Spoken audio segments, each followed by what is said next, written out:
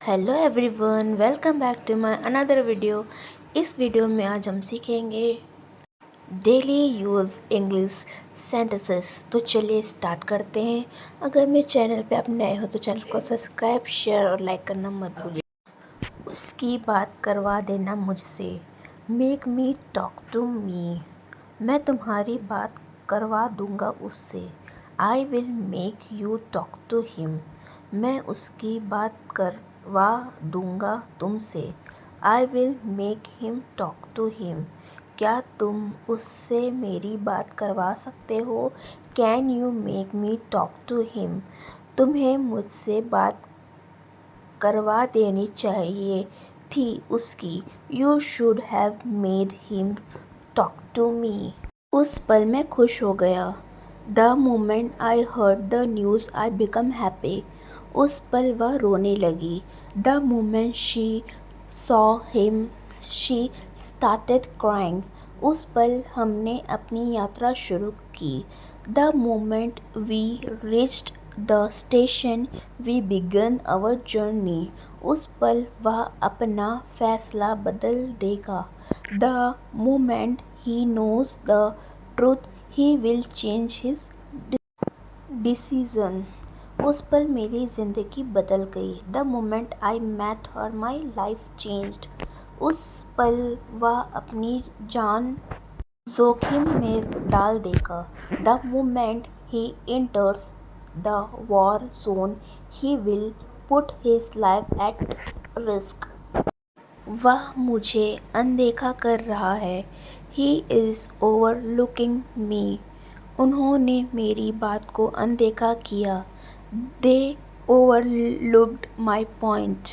मैं नहीं चाहता कि वह मुझे अनदेखा करे। I don't want him to overlook me. वह हमेशा मेरी सलाह को अनदेखा करता है।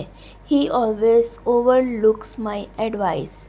उन्होंने मेरे योगदान को अनदेखा किया। They overlooked my contribution. मैंने उसे अनदेखा किया क्योंकि वह मुझसे झूठ बोल रहा था। I overlooked him because he was lying to me. वह अनदेखा नहीं किया जा सकता, उसे महत्व देना होगा। He can not be overlooked. He deserves attention. क्या होगा अगर कोई सुने?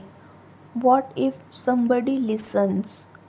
क्या होगा अगर कोई चला जाए?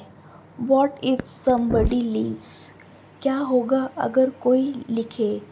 What if somebody writes? क्या होगा अगर कोई पढ़े? What if somebody reads? क्या होगा अगर कोई खेले? What if somebody plays?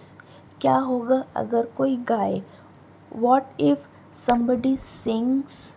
मुझे लगा था कि वह मेरी बात सुनेगा। He had a hunch that he would listen to me। मुझे लगा था कि यह काम आसान होगा। I had a hunch that this task would be easy। मुझे लगा था कि वह अपना वादा पूरा करेगा। I had a hunch that he would keep his promise। मुझे लगा था कि यह फिल्म अच्छी होगी। I had a hunch that this movie would be good। मुझे लगा था कि वह जल्द ही ठीक हो जाएगा।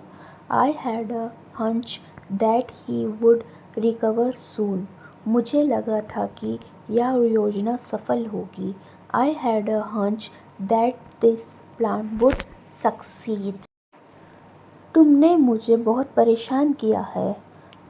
You have really annoyed me। मैं तुमसे बहुत नाराज़ हूँ। I am extremely upset with you। तुम्हारी बातें मुझे क्रोध दिला रही है। Your words are infuriating me। तुम्हें हिंदी मेरी सीमा पार कर रही है। You have crossed the line। मैं तुम्हारी हरकतों से तंग आ गया हूँ। I am fed up with your behaviour. तुम्हारी बेइज्जती करने की ज़रूरत नहीं है। There's no need to humiliate you. तुम्हें अपने काम के लिए माफ़ी मांगनी चाहिए। You should apologise for your action. उसने मेरी बात को दिल से लिया। He took my words to heart. मैंने उसकी आलोचना को दिल से लिया। I took his criticisms to hurt.